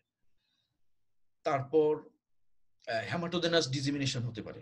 হেমাটোজেনাস ডিজিমিনেশন হয়ে এই নয় যে এটা শুধু অ্যাড্রিনাল গ্ল্যান্ড, ব্রেন বা অন্য বনে যাবে, কিডনিতে যাবে, এটা হেমাটোজেনাস ডিজিমিনেশনের মাধ্যমে ব্রঙ্কাসের ভিতরে চলে আসতে পারে। এটা লাং থেকেও আসতে পারে, লাংসের বাইরে থেকেও আসতে পারে। লিম্ফ নোডটা ব্রঙ্কাসকে ইরোড করতে পারে, হ্যাঁ, ইরোড করে তোমার ব্রঙ্কাসের ভিতরে তোমার অর্গানিজমটা তোমার এখানে পুশ করে দিতে পারে। এটা লিম্ফেটিক্স এর মাধ্যমে আসতে পারে। আর ডাইরেক্ট স্পুটাম থেকে তো আসতেই পারে, এটা হলো যে প্যাথোজেনেসিসটা। এইটা খুব ইম্পর্টেন্ট, বিশেষ করে অ্যাডভান্সড ফেজের জন্য ইম্পর্টেন্ট। ফেজ এর জন্য খুব বেশি লাগবে না এই সাবটাইপগুলি, কিন্তু সবাইকেই আমাদেরকে যে সন্দেহ করতে হবে। এন্ড্রোবঙ্কিয়াল টিবি নামে যে একটা ডিজিজ আছে, এটি আমরা ভুলে যাচ্ছি বা ভুলে গেছি, কিন্তু ভুললে হবে না। টিবির 40% ক্ষেত্রেই তো এন্ড্রোবঙ্কিয়াল প্রবলেম থাকে। তো এখানে আমি লেস সিভিয়ার থেকে মোর সিভিয়ারের দিকে তোমার মানে এটাকে আমি অ্যারেঞ্জ করছি যে 1 নাম্বার হলো এখানে 7টা আছে না, 2 3 4 5 6 7 সব জায়গায় 7টা একদম ফিক্সড বলাই হবে যে অ্যান্ড্রোবঙ্কিয়াল টিবি টাইপ 7 টাইপস। আর 6টা বললেও হবে না, 8টা বললেও হবে না। নন স্পেসিফিক হয় কি, এই যে অ্যাডভান্সড ফেজ, মন দিয়ে শোনো, এখানে হবে জাস্ট মাইল্ড হাইপারেমিয়া এবং একটু সুইলিং থাকবে, এটা মাইল্ড। আর ঠিক সেম জিনিসই যখন একটু বেশি বেশি থাকবে সেটাকে বলবো আমরা ইডিমেটাস হাইপারেমিক। একদম এক্সটেন্সিভ হাইপারেমিয়া থাকবে এবং এক্সটেন্সিভ ইডিমা থাকবে ব্রঙ্কিয়াল ওয়ালে, ইডিমেটাস হাইপারেমিক। আর আরেকটা হলো এটা ফেসবি রেসিডেন্ট তোমরা বেশ কয়েকজনই দেখেছো, কেজিএটিং। এই যে আমরা প্রায়ই বলি না যে কিনা চিজ লাইক এপিয়ারেন্স, ওটা আসলে ছবিটা দেখানো উচিত ছিল, একটা সাদা মেমব্রেনের মতো থাকে। তোমরা দেখছো না সবাই? এই যে আমরা ব্রঙ্কোস্কোপি করার সময় যে প্রায় কয়েকটা পেশেন্ট যে পেলাম, বললাম যে চিজ লাইক এপিয়ারেন্স। জি স্যার, দেখছি স্যার। দেখছো তো? হ্যাঁ, জি স্যার, ব্রঙ্কোস্কোপি রুমে ছিল, সবাই দেখছো। এবং ওইগুলি কিন্তু ম্যাক্সিমামই কিন্তু তোমার টিউবারকুলোসিস আসছে পরে বায়োপসিতে, ফেরানোমার্স ফলো আপে দেখছি। তাহলে কেজিএটিংটা হলো, কেজিএটিং ভ্যারাইটিতে আমরা পাবো এটা কিন্তু এই যে একটা সময়ের সাথে কিন্তু একটা থেকে আরেকটাতে তোমার চেঞ্জ হতে থাকবে, আস্তে আস্তে উপরের দিকে যেতে থাকবে, নিচের দিকে যেতে থাকবে, খারাপের দিকে যেতে থাকবে। কেজিএটিং, এই কেজিএটিং ভ্যারাইটিটা হলো it looks like white membrane, যেটাকে আমরা চিজ বলি আর কি। আচ্ছা, চিজের বাংলা কি, পনির না নাকি? জি স্যার, পনির। আচ্ছা। আর গ্রানুলারটা হলো তোমার এই হাইপারেমিয়ার মধ্যে মনে হয় যেন তোমার কেউ একটা সাদা ভাত সরাই রাখছে, এরকম একটা হোয়াইট স্পট থাকবে। এবং এটাকে একদম ভাত, কিন্তু এটা আমার তৈরি করা শব্দ না, একদম মেইন আর্টিকেল গুলিতে টেক্সট বই লেখা আছে যে হোয়াইট রাইসের মতো একটা রাইস মানে তো আসলে হোয়াইটই, যে মনে যেন একটা ভাতের মতো বিভিন্ন জায়গায় ছড়াই ছিটে আছে। এটা হলো যে তোমার গ্রানুলার প্যাটার্ন। তোর ট্রাকিওবঙ্কিয়াল টিটা গ্রানুলার প্যাটার্নে থাকবে, খুব ইনফ্লেম থাকবে, সিভিয়ারলি ইনফ্লেম থাকবে। আর স্ক্যাটার্ড রাইস লাইক নোডিউল, ছোট ছোট নোডিউল থাকবে। এই নোডিউলগুলি মনে হবে যেন কেউ এখানে ভাত ছিটায় রাখছে, রাইস মনে হবে যেন এখানে একটা কি বলা যায়, ভাত ছড়াই দিই না আমরা ছোটবেলায়, কাককে ভাত ছড়াই দিতাম, কাক এসে বসে বসে খাইতো। স্ক্যাটার্ড রাইস লাইক নোডিউল পাওয়া যাবে ইন গ্রানুলার ভ্যারাইটি। আর আলসারেটিভ ভ্যারাইটি, তারপরে যদি তুমি চিকিৎসা না করো, এটা in some of the patient it will ulcerate, এটা আলসারেট করে আলসারেশন হয়ে যাবে। তুমি ব্রঙ্কোস্কোপি করে দেখবে যে ব্রঙ্কাসে দেয়ার ইজ আলসারেশন। আর টিউমার তো আমরা দেখলাম, it will look like cancer, look like a malignant mass, কিন্তু আসলে এটা ম্যালিগন্যান্সি না। আর তারপর তোমাকে বায়োপসি করতে দিতে হবে, এমন হতে পারে যে ম্যালিগন্যান্সি এবং টিবি দুটোই আছে। এখন বায়োপসি করে যদি তুমি কেজিএস নেক্সট টিউবারকুলোসিসের ফিচার পাও, তাহলে সেটা টিবি। আর এমন হতে পারে যে পেশেন্টে স্পুটাম করে পাবা এফবি, কিন্তু দেয়ার ইজ কলাপসের জন্য তুমি একটা টিউমার পেলে, ওই টিউমার বায়োপসি করলে ম্যালিগন্যান্সি প্লাস টিবি দুইটা তোমার একই সঙ্গে আছে। ওই পেশেন্টকে তুমি যদি আশ্বস্ত করো যে আপনাকে আমরা তো একটা খারাপ জিনিস চিন্তা করছিলাম, আসলে তো টিবি ধরা পড়ছে, তাহলে সে এন্টিটিভি খেয়ে বাড়ি যাবে, কয়েকদিন পর দেখা যাবে যে আসলে ম্যালিগন্যান্সিটা তখন সে খারাপ হয়ে যাবে, তখন বলবে যে আপনি তো আমাদের আশ্বস্ত করছিলেন। সুতরাং কোনো প্যাথোলজি মানে ম্যালিগন্যান্সি রিস্ক ফ্যাক্টর আছে, তাদের যদি তুমি টিবি ডায়াগনোসিসও করে ফেলো, তারপরেও সন্দেহ রাখবা যে ম্যালিগন্যান্সি 20% ক্ষেত্রে যে কম্বাইন থাকে, সেই 20% গ্রুপে এই পেশেন্ট পড়ে গেছে কিনা সময়, তার মানে ম্যালিগন্যান্সির আটমোস্ট ইভালুয়েশন করে তারপরে তুমি বলবা যে yes you have only tuberculosis, no malignancy. আর ফাইব্রোস্টেনোটিক যেটা, সেটা হলো যে ন্যারো হয়ে যাবে, আস্তে আস্তে চিকন হতে হতে হতে হতে পেশেন্ট কোলাপস হয়ে যাবে। একবার স্টোনোসিস হয়ে গেলে আসলে এটা আর তেমন কিছু করার নেই, মেডিসিন দিয়ে তো তেমন কিছু করারই নেই, তারপর কিছু ইন্টারভেনশন আছে সেটা দিয়ে যতদূর করা যায় আর কি। তারপরে সেই মরবিডিটিটা অ্যাড হয়ে গেল, সে আর কখনই বেজলাইনে ফিরতে পারবে না। আচ্ছা, এটা দরকার নাই। এটা তোমার যে টিউমারাস ভ্যারাইটি, একটা গ্রোথ দেখা যাচ্ছে এবং দেখে এটা কানায়ও বলবে যে এটা ক্যান্সার, কিন্তু আসলে এটা ক্যান্সার না, এটা টিবি। হ্যাঁ, তুমি দেখো এখানে সিটি স্ক্যানও কলাপসের ফিচার আছে, এখানে এই যে ন্যারো হয়ে গেছে, চ্যাপটা হয়ে গেছে। হ্যাঁ, এখানে দেখে তুমি বলবা যে this is consolidation, patient has tuberculosis, তোমার মধ্যে মনে হবে যে this is consolidation, nothing but consolidation, কিন্তু ব্রঙ্কোস্কোপি করে দেখা গেল যে তোমার এখানে একটা আলসারেশন আছে, এখানে গ্রোথ আছে, হাইপারপ্লেসিয়া আছে। আবার একই পেশেন্টের কিন্তু একাধিক ভ্যারাইটিও একই জায়গায় থাকতে পারে, একটা থাকলে আরেকটা থাকবে না তাও না। হ্যাঁ, এখানে তোমার মনে করো যে একটা কনসলিডেশন লাইক একটু গ্রাউন্ডুলার শ্যাডো আছে, অপাসিটি আছে, এখানে তোমার একটু কলাপসের মতো ফিচার আছে, কনসলিডেশন আছে আপার লোবে। এখানে ব্রঙ্কোস্কোপি করে দেখা গেল যে এখানে একটা তোমার growth like there is growth. মানে তোমরা দেখতে দেখতে ব্রঙ্কোস্কোপি যখনই দেখি বলে ফেলবা যে এই তো এটার চেহারা তো টিউবারকুলোসিসের মতো, এন্ডোমেন্টিয়াল টিবির মতো। এটাও টিবি গ্রোথ, টিউবারকুলার গ্রোথ। এখানে তোমার যে কেভিটারি লিশন, একই সঙ্গে তার প্যারেনকেমিয়াতেও অপাসিটি আছে, আবার ব্রঙ্কাসের ভিতরেও আছে, কম্বাইন্ড। এখানে দেখো এই সিটি স্ক্যানে এখানে একটা মাস লাইক, তাই না, একটা there is non specific opacity, এটা হলো ব্রঙ্কোস্কোপিক ফিচার। ইলিভেশন একদম পুরা ভয় পাওয়ার মতো ব্যাপার না, this is almost looking like cancer. তারপরে এখানে দেখো যে লিম্ফোডেনোপ্যাথি আছে। লিম্ফোডেনোপ্যাথি হলো এটা তো উইথ কন্ট্রাস্ট করা হলো, তো এই যে কন্ট্রাস্ট ভেসেলগুলি তোমার কন্ট্রাস্ট নিল, আর এইখানে তোমার কন্ট্রাস্ট নেয় নেই, এই যে কালচে রয়ে গেল, ব্ল্যাকিশ রয়ে গেল। এই ব্ল্যাকিশ এরিয়াগুলি আফটার কন্ট্রাস্ট যে ব্ল্যাকিশ এরিয়াগুলি রিমেনিং থাকে সেটাকে বলে, সেগুলি হলো লিম্ফ নোড। এখানে দেখো যে নডুলার গ্রোথ, নডুলার গ্রোথ এবং আনহেলদি এরিয়া আছে এবং ন্যারো হয়ে গেছে জায়গাটা। আচ্ছা, তাহলে আমরা ইন দ্য মিন টাইম আলোচনা করে ফেলছি যে আমরা ডিফারেনশিয়াল ডায়াগনোসিস হবে এন্ডোমেন্টিয়াল টিবির মেলিগনেন্সি, অবশ্যই মেলিগনেন্সি প্লাস টিবি সেটা হতে পারে।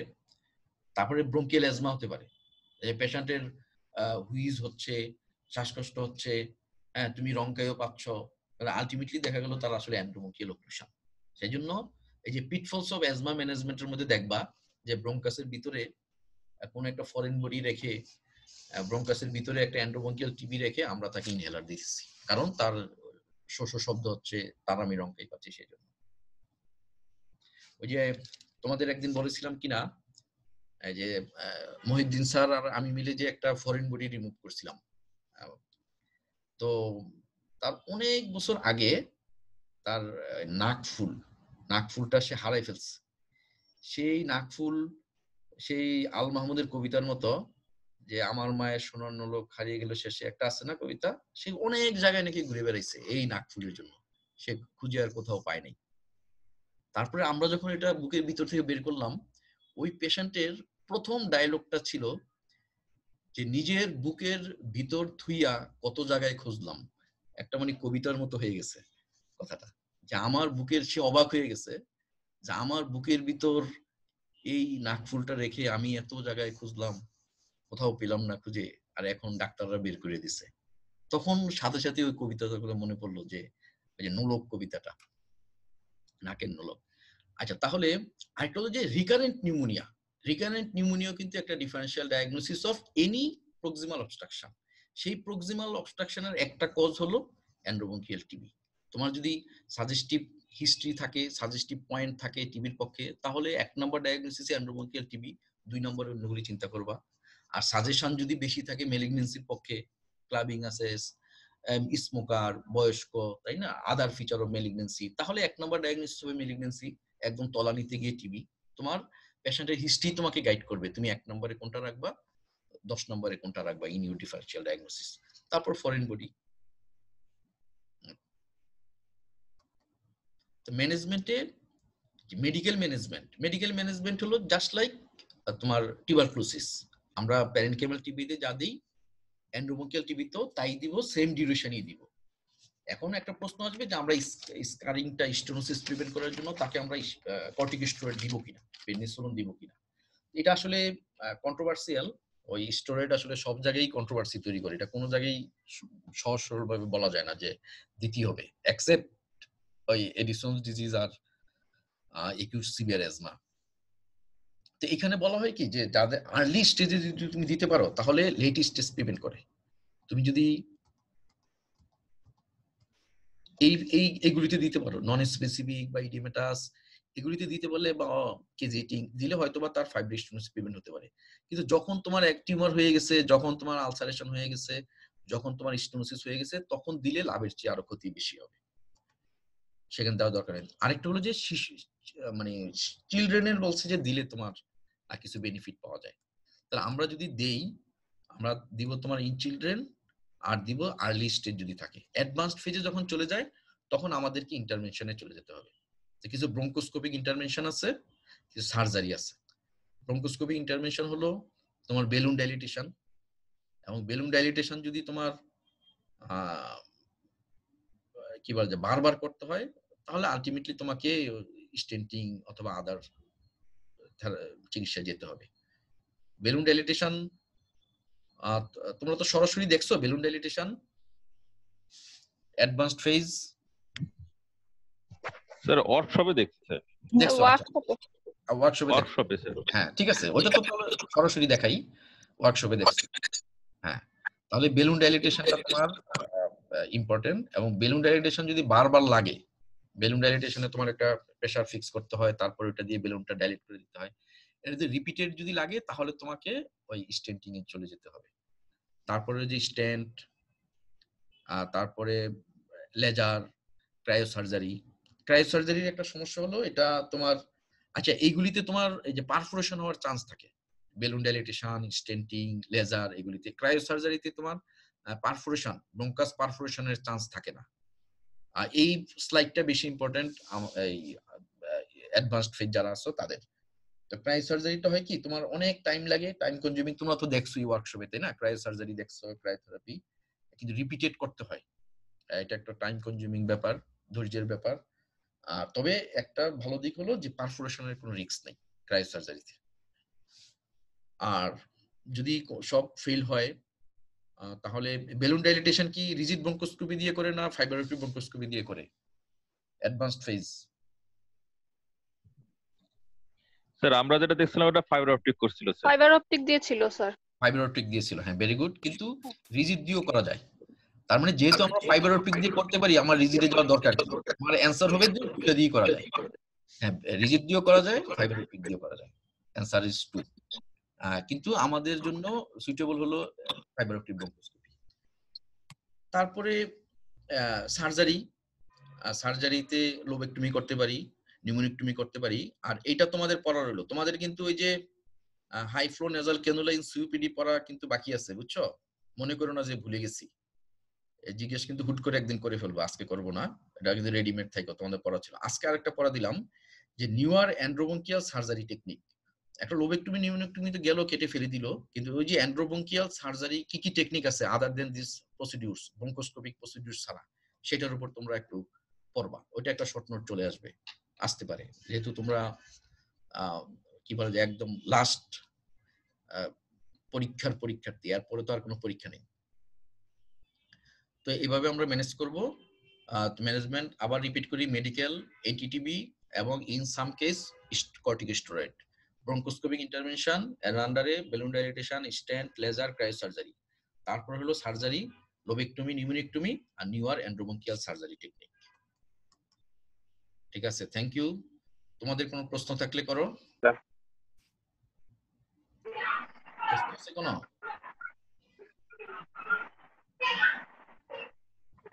অ্যান্ড্রোবঙ্কিয়াল টিবি জানা উচিত না আমাদের সবার? কারণ এটা এত আমাদের এখানে কমন ডিজিজ। এই মধ্যে অ্যান্ড্রোবঙ্কিয়াল টিবি যদি 20% হয়, তারপরেও দেখো যে সংখ্যাটা একটু কল্পনা করে দেখো, অনেক বড় একটা সংখ্যা। প্রশ্ন আছে? প্রশ্ন না থাকলে হ্যাঁ না তুমি কিছু বলো,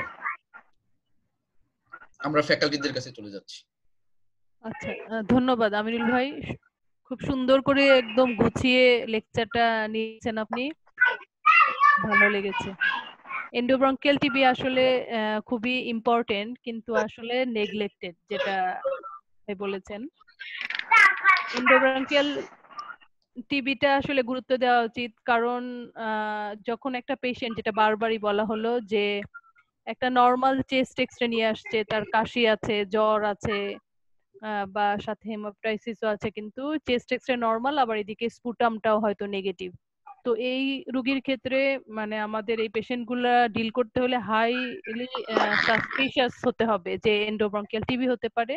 তাহলে সাসপিশন থেকে আমি তখন এফওবি করে তার এন্ডোব্রঙ্কিয়াল টিবিটা ডায়াগনোসিস করতে পারি। এটা একটা দিক, যাদের হলো স্পুটাম নেগেটিভ থাকে, চেস্ট এক্সরে নেগেটিভ থাকে। আবার একটা গ্রুপের পেশেন্ট আছে, যেটা তোমাদের স্যার দেখিয়েছেন, যে তাদের পালমোনারি শ্যাডো আছে, মানে প্যারেনকাইমাল শ্যাডো আছে, স্পুটামও পজিটিভ, তারা প্যারেনকাইমাল টিবি হিসাবে ট্রিটমেন্ট হচ্ছে, টিবির ওষুধ পাচ্ছে, কিন্তু টিবির ওষুধ হয়তো শেষ হয়ে গিয়েছে, তাদের 6 মাস শেষ হয়ে গেল, তারপরেও পেশেন্ট কফ বা কোনো চেস্ট পেইন বা কোনো কমপ্লেইন নিয়ে আসলো, তখন এক্সরে করে দেখা গেল যে তার একটা লাং কলাপস। তো এটা হচ্ছে লেট সিকুইলি হয়, যে পালমোনারি টিবির সাথে দেখা যায় যে 40% ক্ষেত্রেই এন্ডোব্রঙ্কিয়াল টিবি থাকে। তো সেটা ইউজুয়ালি এনটিটিবি দিলেই তো ভালো হয়ে যায়, কিন্তু কোনো কোনো ক্ষেত্রে সেই কমপ্লিকেশনটা কিন্তু আমরা পাই, যে টিবির ওষুধ শেষ করার পরে পরে তার যেটা কেস নাম্বার 2 আমিনুল ভাই দেখিয়েছেন, যে পরে যে তার কমপ্লিকেশন হলো, সেই ক্ষেত্রেও আসলে আমাদেরকে একটু সাসপিশিয়াস হতে হবে যে তার এন্ডোব্রঙ্কিয়াল টিবি আছে কিনা। যেমন যেটা উনি কেস নাম্বার 2 যেটা দেখিয়েছেন, তার কিন্তু আগের এক্সরেটাতে একটু ভলিউম লস ছিল, কিন্তু তাই না, একটু ভলিউম লস ছিল। তো আমরা যখন টিবি ট্রিটমেন্ট করব, তখন যদি আমরা একটু সেটা ভালো করে মেটিকুলাসলি দেখি যে তার এক্সরেটা কি কোনো ভলিউম লস দেখা যাচ্ছে কিনা, বা কলাপসের মতো কিছু দেখা যাচ্ছে কিনা, আগের এক্সরেটা, তার যে শুরুর এক্সরেটা ছিল সেই এক্সরেটাতে, এটা না, ওই যে কেস 2 এর ট্রিটমেন্ট চলাকালীন তার এক্সরে, কেস 2 তে তো পুরো কলাপস ছিল, তাহলে 3 না হবে এটা, না। আর এটা এর আগেটা, হ্যাঁ ও, এটা আচ্ছা, এটা আচ্ছা, হচ্ছে তার ওকে, হ্যাঁ। তার কলাপস হওয়ার আগের এক্সরে। এখানে কিন্তু আসলে খেয়াল করলে আমরা দেখবো যে তার একটু কিন্তু কলাপস আছে বা ভলিউম লস আছে, এবং রাইট সাইডে হাইপার ইনফ্লেশনও আছে। তার মানে কি, তার যখন ট্রিটমেন্ট চলছিল তখনই কিন্তু তার ওই স্টেনোটিক প্রসেসটা শুরু হয়ে গেছে, তারপরে ট্রিটমেন্ট শেষ হয়ে গেছে, 6 মাস টিবির ওষুধ খাওয়ার পরে পরে যে একটা এক্সরে করলো, দেখা গেল যে তার কলাপস। এই জন্য এটা আসলে আমার কাছেও নতুন একটা লার্নিং, যে আমরা টিবির ওষুধ স্পুটাম পজিটিভ পেলাম, টেস্ট এক্সরে পজিটিভ পেলাম, খুব খুশি হয়ে আমি ট্রিটমেন্ট দিলাম, রোগীও ভালো হয়ে গেল, কিন্তু পরবর্তীতে এন্ডোব্রঙ্কিয়াল টিবি থাকার জন্য সে কিন্তু তার মানে একটা পার্মানেন্ট ড্যামেজ হয়ে গেল, কলাপস হয়ে গেল। এবং ঠিক এই কেসটার মতোই আমার যখন থার্ড পার্ট থিসিস পার্টে ছিলাম আমি এনআইডিসিএইচ এ, তখন ঠিক এইরকমই একটা কেস পেয়েছিলাম। মেয়েটা এরকম 25 বছর বয়স হবে, সেটা আমাদের বিশ্বাস আক্তার স্যারের ইউনিটে আমি যখন ছিলাম, তখন ওই মেয়েটা আসলো ছোট একটা বাচ্চার সাথে, তার কাশি, বুক ব্যথা এগুলো নিয়ে আসলো। পরে আমরা একটা এক্সরে করলাম, দেখলাম যে তার লেফট সাইডেড কলাপস, এরকমই লেফট সাইডেড পুরো এক্সরেটার মতো কলাপস। কিন্তু সে তার 1 মাস আগে বা 1.5 মাস আগে টিবির ওষুধ খাওয়া শেষ করেছে। তো সেই সময়কার এক্সরে গুলাতে তার লাং আছে। তো আমরা প্রথমে তো ওই এক্সরে গুলো দেখি নাই, তো আমরা প্রথমে মনে করলাম তার কি অ্যাজেনেসিস। পরে আমরা খুব ভালো করে হিস্ট্রি নিয়ে আগের এক্সরে বাড়ি থেকে আনতে বললাম, দেখলাম যে না, তার তো খুব সুন্দর একটা লেফট লাং ছিল, কিন্তু এই টিবির ওষুধ খাওয়ার 2 মাস পরে হঠাৎ করে এরকম কলাপস। পরে আমরা সিটি স্ক্যান করালাম, সিটি স্ক্যান করে তারপরে রেডিওলজিস্ট স্যারদের সাথে কথা বললাম, ওনারা বললো যে এটা টিবির কারণে। আমরাও তখন ডিসিশন নিলাম যে তারপরে তার এফওবি করলাম আমরা। এফওবি করার পরে এই রুগীটার মতোই আমরা ওই দেখলাম যে তার যে লেফট প্রিন্সিপাল ব্রঙ্কাসের ওপেনিংটাই নাই, ওপেনিং এর ওখানে কেমন স্মুথ হয়ে ফাইব্রোসিস হয়ে একেবারে ক্লোজ হয়ে গিয়েছে। পুরো এফওবি করতে গেলে সরাসরি রাইট প্রিন্সিপাল ব্রঙ্কাসে ঢুকে যাচ্ছে এফওবির স্কোপ। তো এই এক্সপেরিয়েন্স গুলা আসলে আমরা যদি কাজে লাগাই পরের রুগীগুলা ট্রিটমেন্ট করার সময়, তাহলে আমার মনে হয় যে রুগীরা উপকৃত হবে আর কি। আর আরেকটা ব্যাপার, ফেজ ডি এর জন্য আমি বলবো যে তোমরা তো সবাই এখন এফওবি করতে পারো। তো এফওবি করার সময় যখন একটা এক্সরে আমরা দেখি যে নরমাল এক্সরে, কোনো লিশন নাই, এফওবি করতে আসছে, আমরা হয়তো বলি যে বল ফ্লুইড নেওয়ার জন্য এক্সরে করতে আসছে, তখন এক্সরে করা এফওবি করার সময় আসলে আমাদেরকে একটু ভালো করে খেয়াল করা উচিত যে তার এন্ডোব্রঙ্কিয়াল মিউকোজা কোনো এই যে 7টা চেঞ্জ বলা হলো, এর মধ্যে ইডিমেটাস, হাইপারেমিক বা গ্র্যানিউলার এই ধরনের কোনো চেঞ্জ পাই কিনা এই সব রোগীর ক্ষেত্রে। আর এইসব রোগীর ক্ষেত্রে এফওবি করার আগে একটু হিস্ট্রিটা নিয়ে নিলেও ভালো হয়। ঠিক আছে, সবাইকে অনেক ধন্যবাদ। আমিরুল ভাই ধন্যবাদ অনেক সুন্দর একটা ক্লাস নেওয়ার জন্য। হ্যাঁ হ্যাঁ থ্যাংক ইউ। হ্যাঁ তুমি একটা ভালো পয়েন্ট বলছো যে এই যে ভলিউম লস, তোমরা তোমরা সবসময় খেয়াল করবা যে এই যে যদি দেখো যে একটা লাং কেমন ছোট ছোট মনে হচ্ছে, হ্যাঁ এভাবে এক্সে দেখতে দেখতে তোমাদের চোখ পেকে যাবে।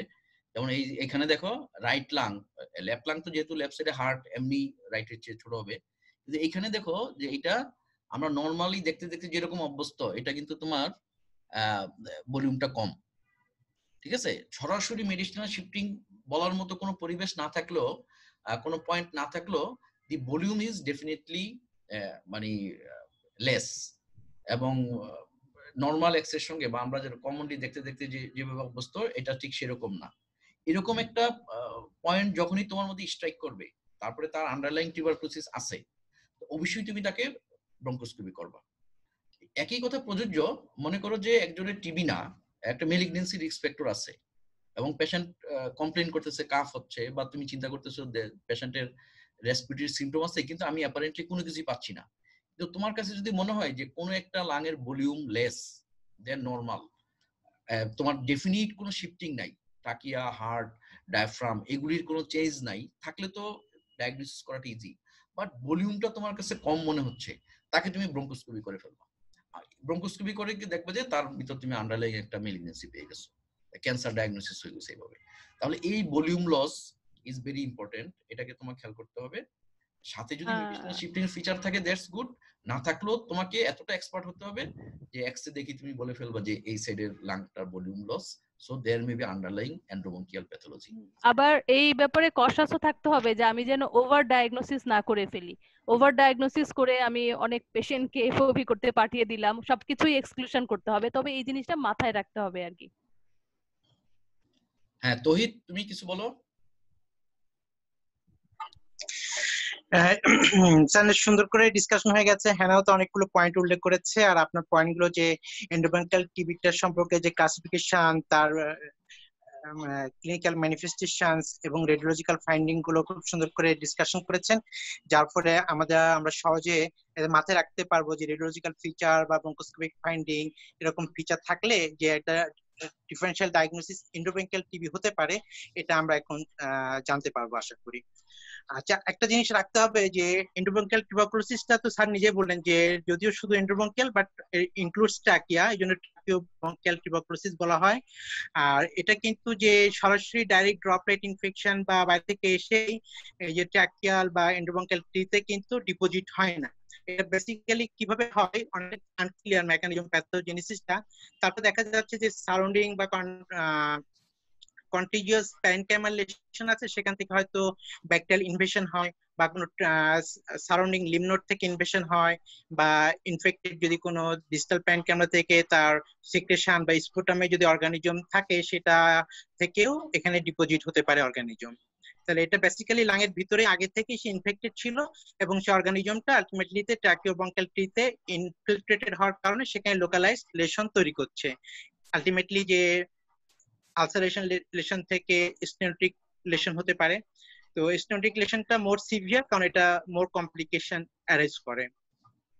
তো এগুলো আমাদের মাথায় রাখতে হবে। আর বেসিক্যালি কিন্তু সিমটমটা ইনিশিয়ালি যে নন স্পেসিফিক, যখন যে ভ্যারাইটিসটা পার্টিকুলারলি পেশেন্ট হয়তো শুধু কফ নিয়ে আসলো, সাথে কোনো ব্রঙ্কিয়াল কোথাও ন্যারোইং হওয়ার জন্য সেখানে হয়তো লোকাল কোনো হুইজ পেশেন্ট কমপ্লেন করলো, পেশেন্ট হয়তো অ্যাজমা হিসেবে ট্রিটমেন্ট পেতে পারে অনেকদিন, কিন্তু আলটিমেটলি দেখা গেলো যে ভিতরে তার এন্ডোব্রঙ্কিয়াল টিবি ছিল।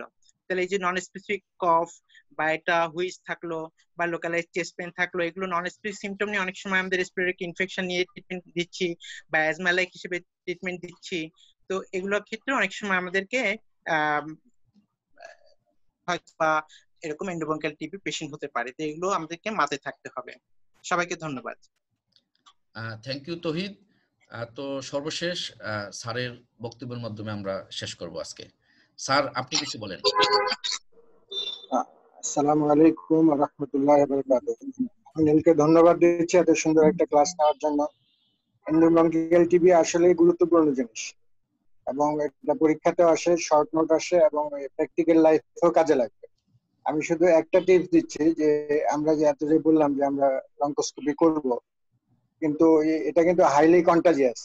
কোভিড এর জন্য যেরকম প্রোটেকশন নিতে হয়, আমাদের অন্তত N95 মাস্ক এবং ফুল প্রোটেকশন নিয়ে তারপরে এই আমাদের এই ব্রঙ্কোস্কোপি রুমে এগুলোর বল নেওয়া উচিত। এবং আমরা যদিও যেগুলো করছি এগুলো নেই না, কিন্তু আমাদের প্রোটেকশন গুলোর মধ্যে ইম্পর্টেন্ট হলো মাস্ক ইউজ করা, দ্বিতীয় হলো আমাদের স্কোপ যাতে কন্টামিনেট না হয়, ওদিকে স্কোপ ডিকন্টামিনেশন ঠিক মতো করা। স্কোপ যদি ডিকন্টামিনেশন না হয় তাহলে আবার পরের পেশেন্ট এই স্কোপ দিয়ে কন্টামিনেট হয়ে যাবে। এই জন্য এই প্রিকশন গুলো নেওয়া উচিত। আমি প্রায়ই বলি যে আগে নিজে বাঁচো, এরপরে অন্যকে বাঁচানোর চেষ্টা করো। নিজেকেও প্রোটেকশন দিতে হবে এবং পেশেন্টকেও সার্ভিস দিতে হবে, দুই দিকে আমাদের খেয়াল রাখতে হবে। সবাইকে ধন্যবাদ। আসসালামু আলাইকুম। ওকে, থ্যাংক ইউ স্যার।